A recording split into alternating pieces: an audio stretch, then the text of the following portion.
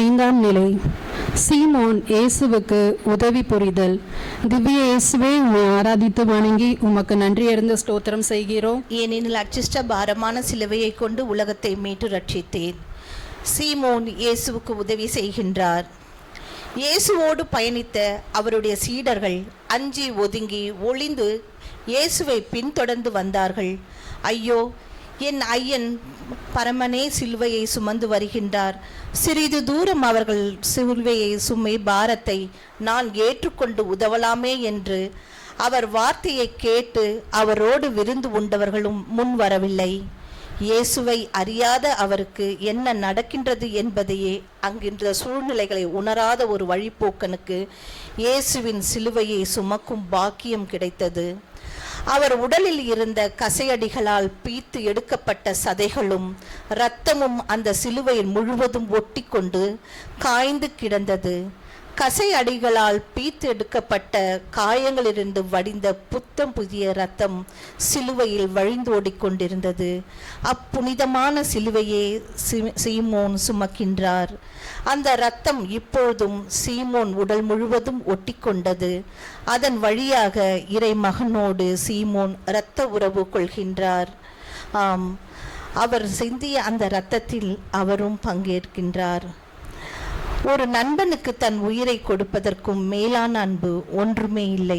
யோவான் 15:13 சொல்வதை போன்று. உதவி என்றால் என்ன? பசியாய் இருப்பவனுக்கு உணவு கொடுப்பது, உடை இல்லாமல் இருப்பவனுக்கு உடை கொடுப்பது, நோயுற்று இருப்பவரை சந்தித்து ஆறுதல் கூறுவது. பணம் கொண்டு மட்டும் உதவி இல்லை. அன்பு இல்லாமல் தவிக்கும் இதயங்களுக்கு உங்கள் அன்பையும் நேரத்தையும் கொடுப்பதும், சிறிது நேரம் அவர்களோடு பேசி மகிழ்வதும் ஒரு வகையான உதவியே. அவர்கள் மனபாரத்தை நீங்கள் சுமக்கின்றீர்கள். இன்முகம் காட்டும் பொழுது அவர்களுக்கு தோள் கொடுக்கும் இதய பாரத்தை தாங்குகின்றீர்கள். உங்கள் இறை வார்த்தையை மட்டும் நாம் மனதில் பதித்தால் மட்டும் போதாது. அவர்கள் துன்பத்துக்கு ஆறுதலாக சில மணி நேரம் செலவு செய்து அன்போடு கருணையோடு கரிசனத்தோடு காது கொடுத்து கேட்பது கூடும். நேரமில்லாத அவசர யுகத்தில் வாழ்ந்து கொண்டிருக்கின்றோம் நாம்.